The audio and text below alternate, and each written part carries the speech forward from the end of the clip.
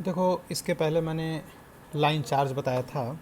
अब मैं line charge के ऊपर कुछ प्रॉब्लम्स आपको डिस्कस करूँगा।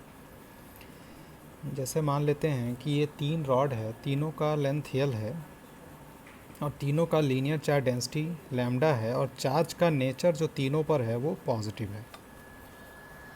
और सेंटर पे या सेंट्रॉयड ऑफ द ट्रायंगल पे आपको इलेक्ट्रिक फील्ड बतानी है, तो हम अलग अलग निकालेंगे। जैसे ये जो पहला वाला वायर है, ये मैं दूसरा वायर मान लेता हूँ, ये तीसरा वायर। तो पहले वाले वायर के नाते जो इलेक्ट्रिक फील्ड मिलेगा, पहले तो परपेंडिकुलर डालेंगे, तो ये डिस्टेंस इस परपेंडिकुलर डालोगे, फिर इससे परपेंडिकुलर डालोगे, तो ये सभी डिस्टेंसेस बराबर होंगी, यानी ये जो पॉइंट है सबके तीनों के वायर के रिस्पेक्ट में सिमेट्रिकल है।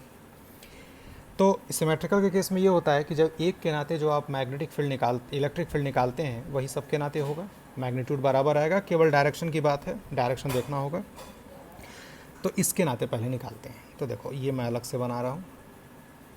तो ये इसके परपेंडिकुलर बाइसेक्टर पे पॉइंट हो गया सेंटर।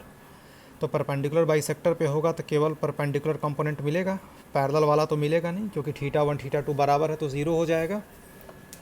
तो ये मैं लिख देता हूँ, इसके परपेंडिकुलर ये वाला पार्ट में लिख देता हूँ E1। वैसे इसके नाते दूसरे वाले वायर के नाते E2, तीसरे वाले वायर के नाते E3। और अब आप क्या करिए कि E1 लिखिए यहाँ पर। तो E1 आप क्या लिखेंगे, लैम्डा अपॉन 4πε0 डी, डी बाद में लिख लेंगे। और एंगल कितना आएगा, ये देखो, ये परपेंडिकुलर यहाँ से मिलाओगे, ये 120 होता है, तो ये एंगल 60 और ये एंगल भी 60। तो साइन 60 प्लस साइन 60, तो लैम्डा अपॉन 4πε0 डी, और साइन 60 प्लस साइन 60 का मतलब क्या, 2 साइन 60, 2 साइन 60 का मतलब 2√3/2, तो ये हो गया √3। तो E1 की वैल्यू आ गई थी। अब आते हैं E2। अब ये वाला पार्ट लेते हैं, E2 यहीं पे लिख लेते हैं। उसका भी मैग्नीट्यूड यही आएगा, जो ये आया था वही आएगा, क्योंकि सिमेट्री है ना। तो lambda by 4πε0 D √3। Similarly E3 भी वही आएगा, है ना। E1 इधर गया, E2 इधर आया और E3 इधर गया, ये भी सेम आएगा, लैम्डा बाई 4πε0 डी √3। अब इसका मैं वेक्टर बना लेता हूँ। तो देखो, तीनों का मैग्नीट्यूड चूँकि बराबर आया है, ये E1, ये E2 और ये E3, और सभी के बीच का एंगल 120 डिग्री, ये भी 120, ये भी 120 सारा, और मैग्नीट्यूड सबका सेम है, तो मैं सभी को E मान लेता हूँ। अब आप सॉल्व करते हैं तो देखो, ये और ये दोनों मैग्नीट्यूड सेम, बीच का एंगल 120, तो डायरेक्ट मैंने रटने के लिए बोला था सेम हो जाएगा, या आप फार्मूला लगा लीजिएगा, √a² + b² + 2ab cos θ। तो इसका रिजल्टेंट ऐसे आएगा ही, ये थोड़ा सा डायग्राम सही नहीं बना इसका, ये भी E हो जाएगा, और ये E और ये इक्वल एंड अपोजिट, तो नेट क्या हो गया, 0 हो जाएगा। तो नेट इलेक्ट्रिक फील्ड जो आएगा सेंटर पे ट्रायंगल के, वो क्या आ जाएगा, 0। अब मैं थोड़ा सा इसमें चेंज करता हूँ। चेंज मैं ये कर रहा हूँ कि मैंने जैसे ऐसे ट्रायंगल लिया था, इसका लीनियर चार्ज डेंसिटी लैम्डा, इसका लैम्डा, और इसका मैं ले लेता हूँ 3 लैम्डा, और सभी पॉजिटिव है ना। अब यहाँ पे निकालना है आपको। तो देखो, इसके नाते मैंने बोल दिया E1, इसके नाते E2, इसके नाते E3।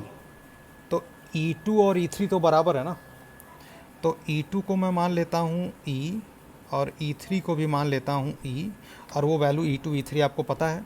ये E1 वाला जो है, अब ये फार्मूला हो जाएगा 3 लैम्डा बाई 4πε0 डी √3। समझ रहे होंगे क्यों, क्योंकि जब इसके नाते लोगे तो इससे एंगल θ1 θ2 60 डिग्री, और फार्मूला लिखोगे lambda by 4πε0 D into 2 sine 60, तो लैम्डा की जगह पे 3 लैम्डा लिख देंगे, है ना। तो E ये जो आ गया, एक्चुअली ये 3E आ रहा है, इनका ये 3 टाइम्स हो गया, ठीक है। तो E और E के बीच में एंगल 120 डिग्री, तो रिजल्टेंट क्या हो जाएगा, E हो जाएगा, ठीक है। ये क्या हो जाएगा, E हो जाएगा, और 3E में से E निकल गया, तो क्या बच गया, 2E। तो रिजल्टेंट कितना आ गया, 2E। समझ रहे हैं। तो इस तरीके से आपको क्वेश्चंस को लगाना है, डायरेक्शन का ध्यान रखिएगा। और ई की वैल्यू तो आपको पता ही है, λ/4πε0d/√3। ठीक है। अब मान लो यहाँ पर डेंसिटी चेंज कर दिया होता, जैसे ये पॉजिटिव लिया था और ये नेगेटिव ले लिया होता, तो अगर नेगेटिव ले लिया होता तो कैसे वेक्टर डायग्राम बनता है, ठीक है ना। तो ये चीज़ थोड़ा समझनी है। तो अगर मान लीजिए कि नहीं नेगेटिव ले लिया होता ये वाला, तो देखो इसके नाते तो इधर ही जाता, इसके नाते इधर, लेकिन इसके नाते अब अंदर की तरफ आता, नेगेटिव है ना। तो अब देखो कैसे आ जाता, ये हो जाता 3e, ठीक है, ऐसे देख लीजिए, ये हो जाता 3e,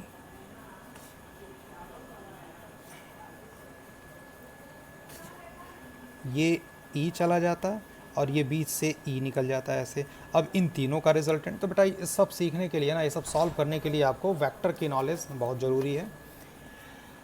अब इसके बाद एक क्वेश्चन मैं और ले रहा हूँ। एक इस क्वेश्चन में ये है कि 4 रॉड मैं ऐसे ले रहा हूँ, ठीक है, ये प्लस सबका लीनियर चार्ज डेंसिटी लैम्डा,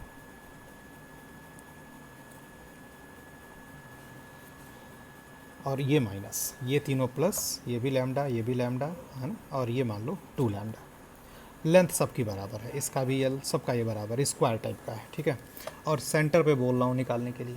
तो देखो चूंकि ये सेंटर है तो परपेंडिकुलर बाइसेक्टर पे होगा सबके, तो पैरेलल कंपोनेंट वायर के रिस्पेक्टिव नहीं मिलेगा, लेकिन परपेंडिकुलर वाला मिलेगा। तो इसको मैं पहला वायर बोल देता हूँ, ये दूसरा, ये तीसरा, ये चौथा। तो पहला वाला वायर जो है इसके नाते इधर जाएगा, इसके नाते इधर जाएगा, ये E1। दूसरा वाला वायर ये इधर जाएगा, तीसरा वाला वायर इधर जाएगा, चौथा नेगेटिव है तो ये इसी तरफ आएगा। तो ये E1, ये वाला E2, ये वाला E3, और ये वाला जो जाएगा इसके नाते ये क्या होगा, E4। अब हम वैल्यू लिखेंगे, तो चलो हम E1 लिखते हैं, E1 ये वाला। तो ये डिस्टेंस कितनी है, L/2 है ना। ये कितनी है, ये लेंथ लिया था ना, तो L/2 होगा। तो फार्मूला क्या लिखोगे, λ/4πε0, और d की जगह पर L/2। और ये जो एंगल मिलाओगे, तो ये तो स्क्वायर है तो ये 90 होगा, तो ये 45 तो sin 45 प्लस sin 45, यहाँ पे क्या हो जाएगा 2 sin 45, ठीक, E1 आ गया। अब इसके बाद हम सॉल्व करते हैं E2 के लिए। तो देखो E2 के लिए भी सेम ही आएगा, E2 भी मैग्नीट्यूड यही रहेगा, ऊपर वाला ही। E3 देखेंगे तो तीसरा वाला ये है ना, 1 2 3 4, सॉरी बेटा ये 4 था, तो इसके नाते ये E4 ले लो, और ये वाला E3 इसके नाते ना, तो E3 होगा। चलो E3 लिखते हैं। तो E3 का पहली बात तो लीनियर चार्ज डेंसिटी 2 लैम्डा है, और ये एंगल तो वही है, तो यहाँ पर क्या फार्मूला बन जाएगा, 2 λ/4πε0d, d की जगह पर L/2, और ये भी 2 sin 45।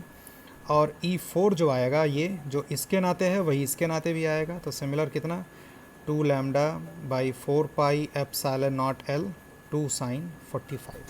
अब तुम ध्यान से देखो तो E2 और E4 एक दूसरे के इक्वल एंड अपोजिट हैं, तो ये तो कट जाएगा, ये वाला कट जाएगा। और E1 और E3 एक ही दिशा में है तो जुड़ जाएंगे, तो ये वाला E1 और ये E3 ये दोनों जोड़ देंगे, आपका रिजल्टेंट आ जाएगा। तो इस तरीके से आपको लाइन चार्ज डेंसिटी को सॉल्व करना होता है।